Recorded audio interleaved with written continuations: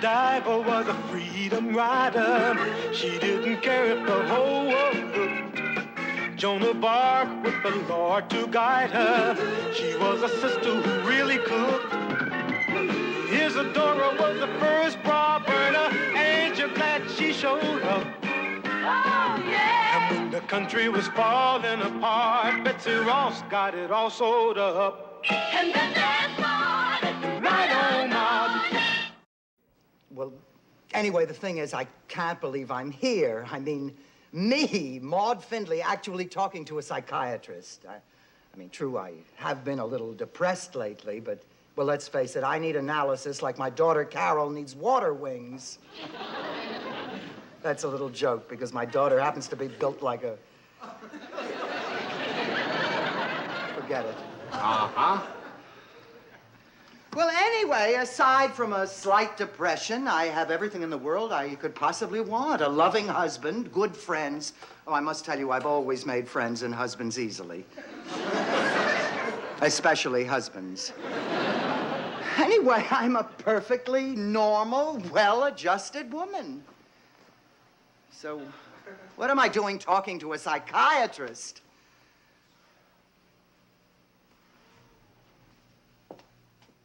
Graduated medical school 1962.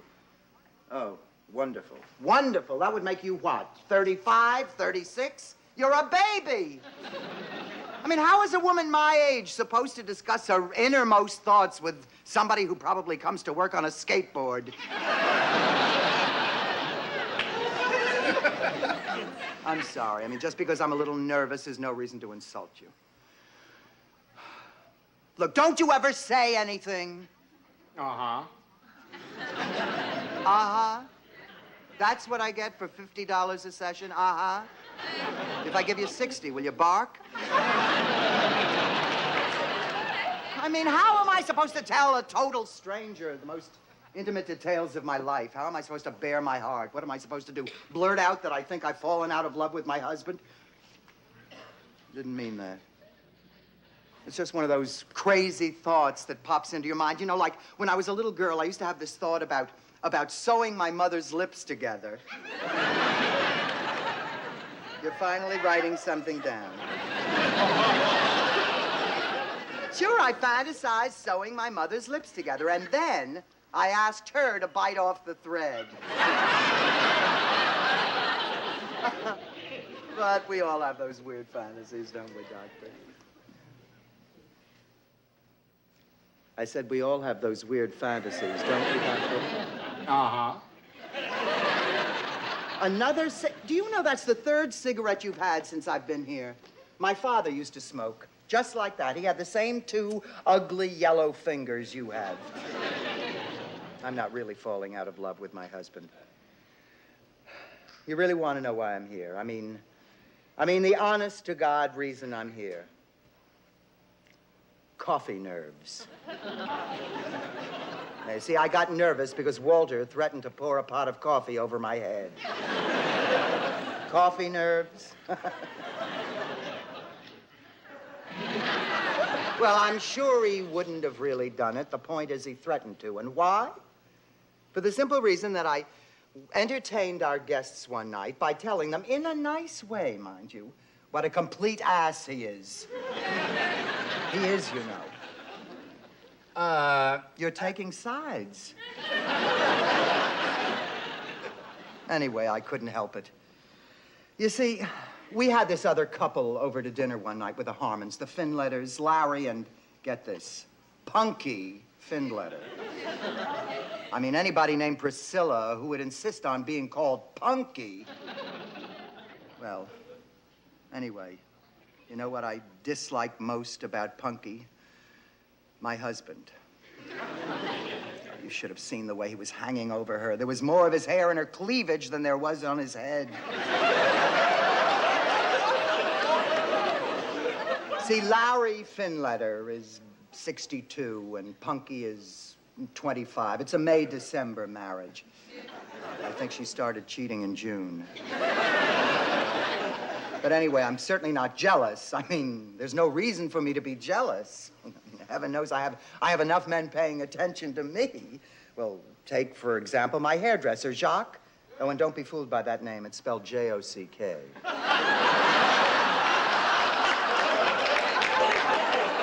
Another cigarette?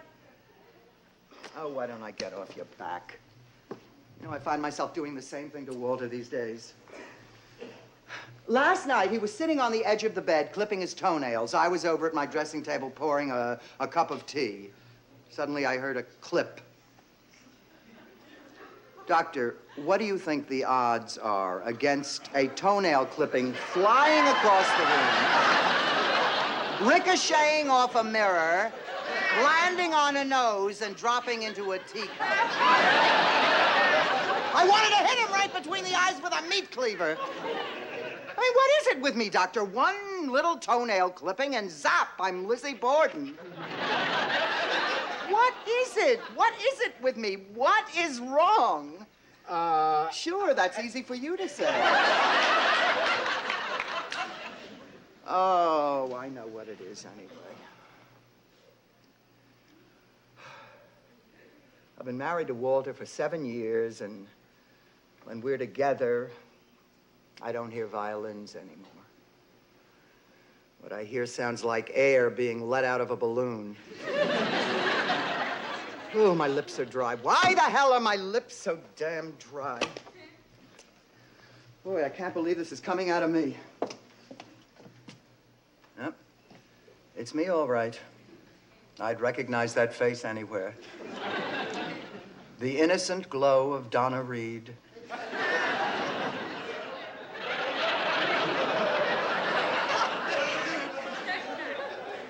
And the crisp features of George C. Scott.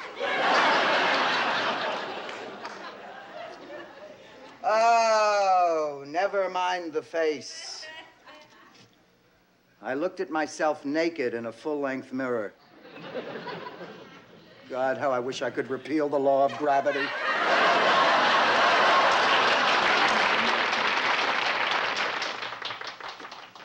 Well, I'm here, I might as well make use of the equipment.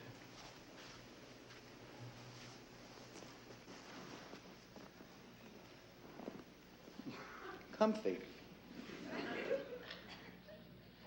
Well, anyway, right from the beginning, Walter and I were just sensational together. I mean, whenever he wanted to take me to the moon, all he had to do was look at me, and I was ready for the countdown.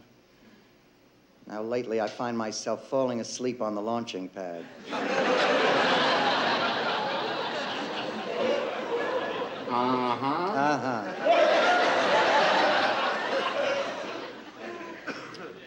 I seem to be avoiding him. Oh, poor Walter. He looks at me with those sad eyes like he's a basset hound and I've just put saltpeter in his Alpo.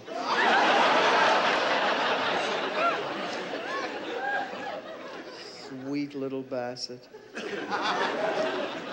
So why was it I who rejected him first? First? Why do I say I rejected him first? Oh, I know what you're thinking. You're thinking I'm afraid I'm losing my sex appeal. Well, let me tell you something, Doctor. In 6 days, I'm going to be 50 years old. So let's have a little respect. What are you writing down? That I'm going to be 50? Oh, I suppose that's why you think I think I'm losing my sex appeal. And that's why I'm avoiding Walter. Not true. Not true. I saw the way he looked at Punky. And nobody walks out on me. I am the one who does the walking.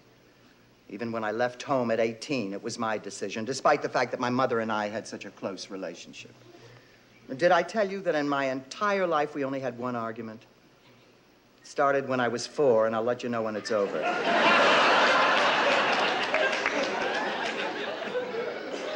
That was a joke, Doctor.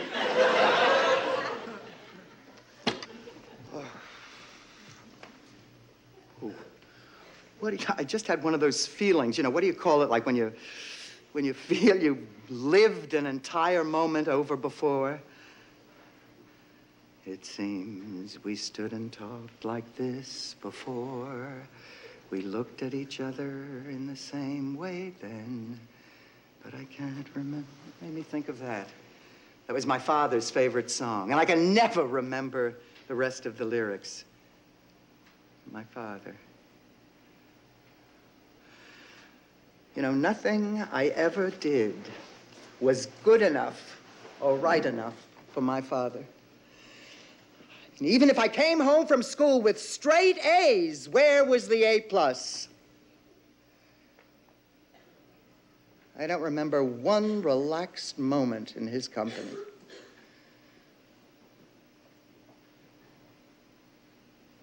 I don't remember my father ever telling me he loved me.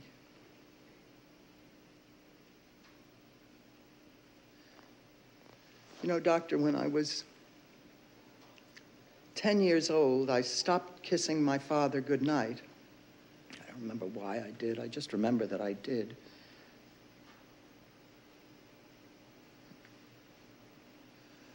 I know why I stopped kissing my father when I was 10.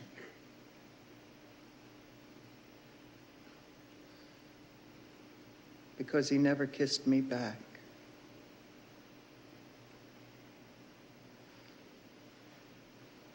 Wait, it was even worse. He never could tear his damned ear away from his radio.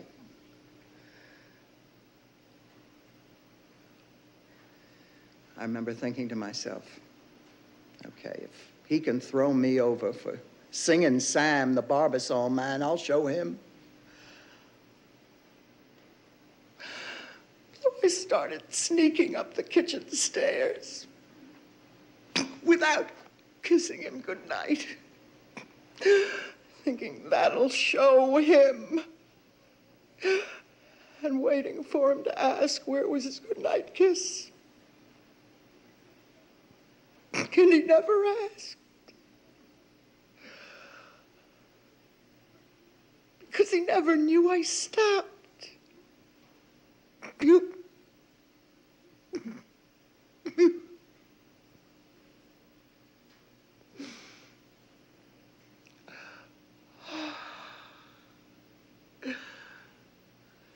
Some things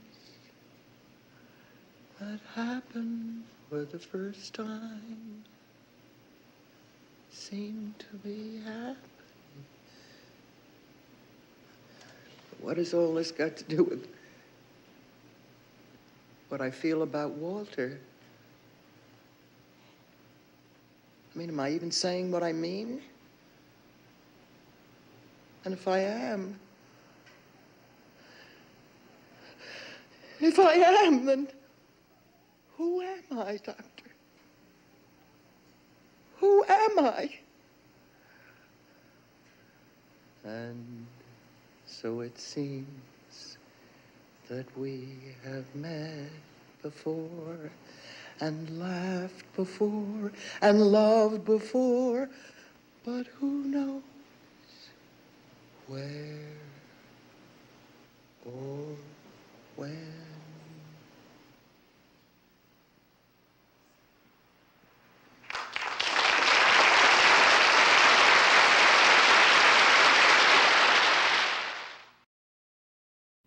Well, I must say, I found that little cry very cathartic, Doctor, but if it's all right with you, my next catharsis will be Carter's little liver pills. This is hell.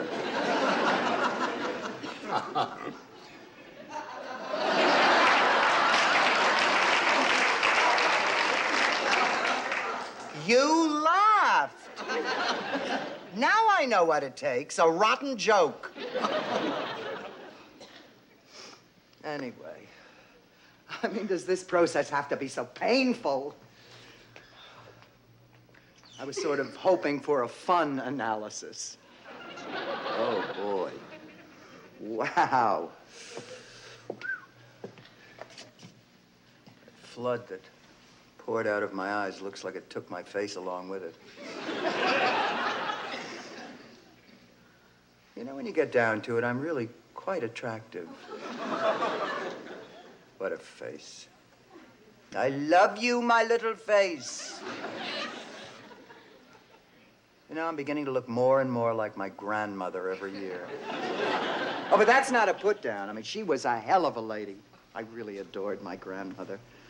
Ah, what a flair she had. What a wild sense of humor.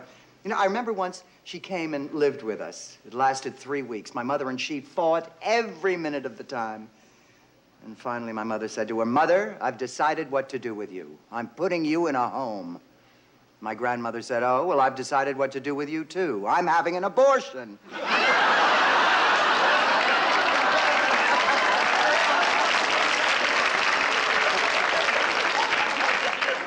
Watch it, Doctor. You'll split your sides smiling.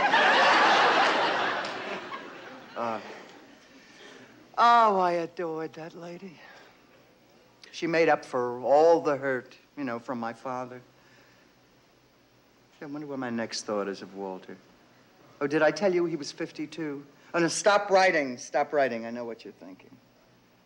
It's not his age I'm worried about. It's my own. Oh, my God, Doctor, in 6 days I will be half a century old. You know, the road ahead is beginning to look a lot shorter than the road behind.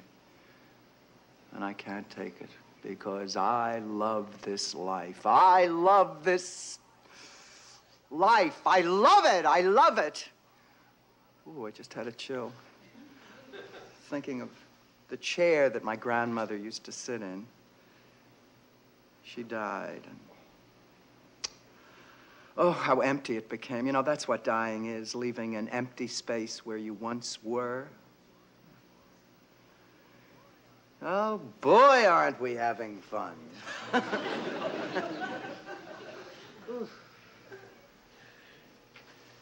Gee, I wonder what Walter thinks about my getting old. What? So I lose Walter. I mean, didn't I tell you when I first came in that I haven't been able to get interested in him anyway? I mean, didn't I say that I was the one who rejected him first? First? Why the hell do I keep saying I rejected him first? I mean, why should I have the same passion for Walter I had 7 years ago? 7 years ago. Our bed had one meaning for us. Now, thanks to the new old me, the sandwiches he brings to bed, and the cookies, and the milk, and the chocolate cake, it's become a horizontal dining room. It's like sleeping at Sambo's.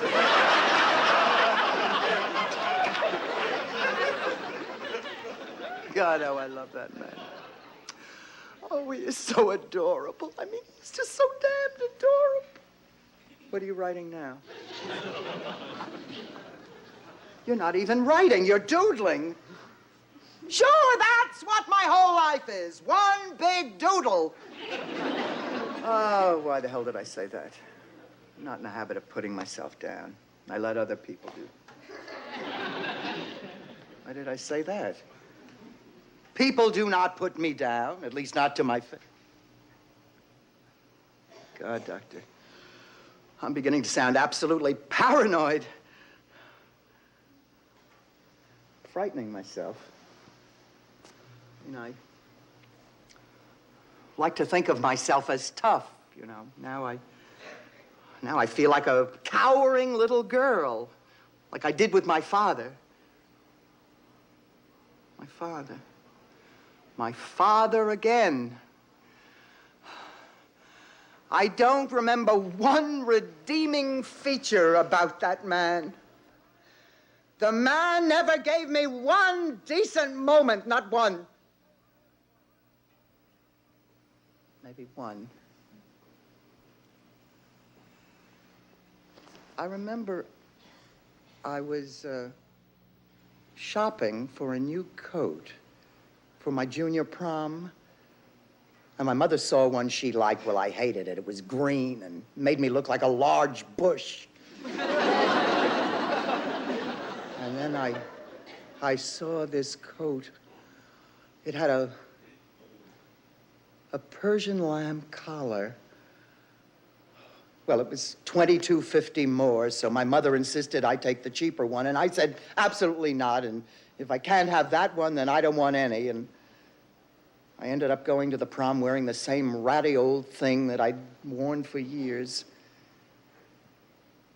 And just as my date and I were walking up the high school steps, there was my father.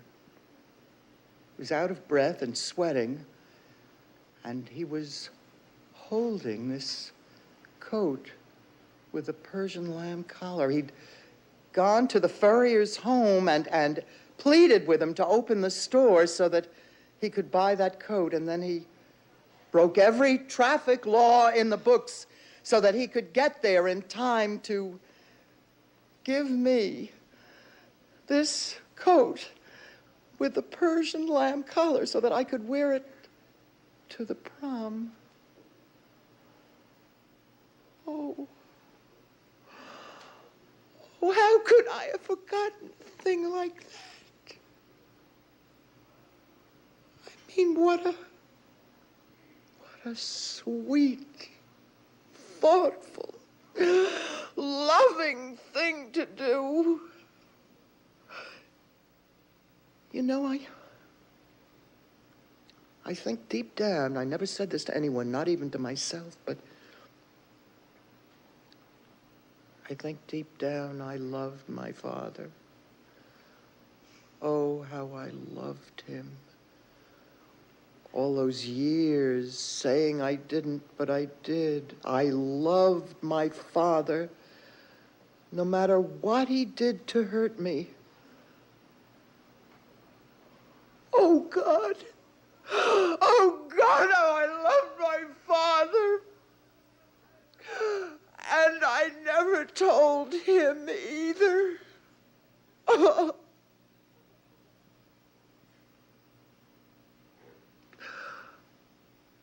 Oh.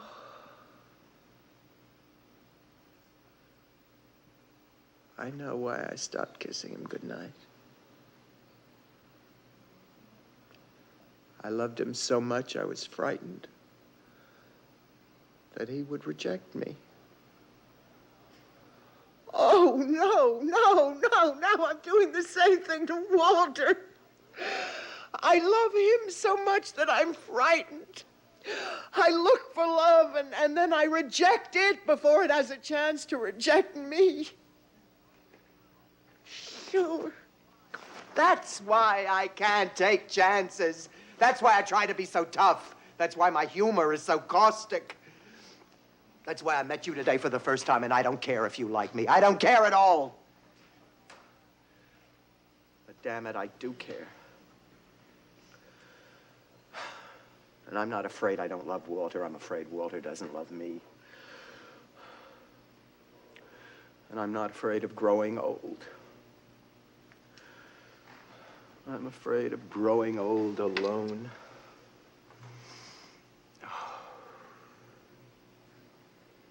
Doctor, I am 50 years old and nobody loves me. Nobody loves me. I don't care whether that's true or not. That's the way I feel. Why don't I feel loved? I know. Because I have to learn to love myself first. That's where it all starts, right? Oh, God, I've read it, I've heard it. Why did I have to learn it so late?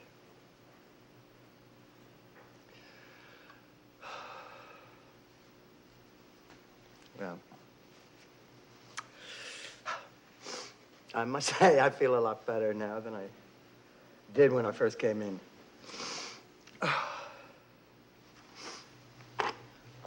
So.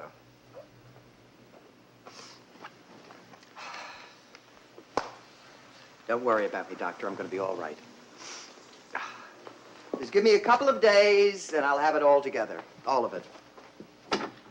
Oh, and, in case you're wondering, Doctor, I won't be seeing you again. Goodbye.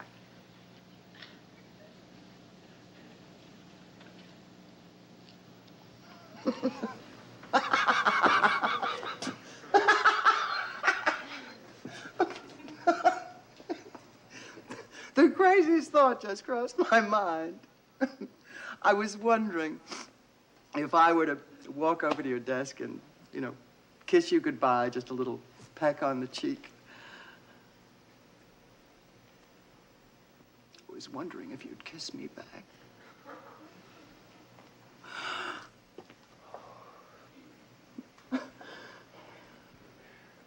See you Friday?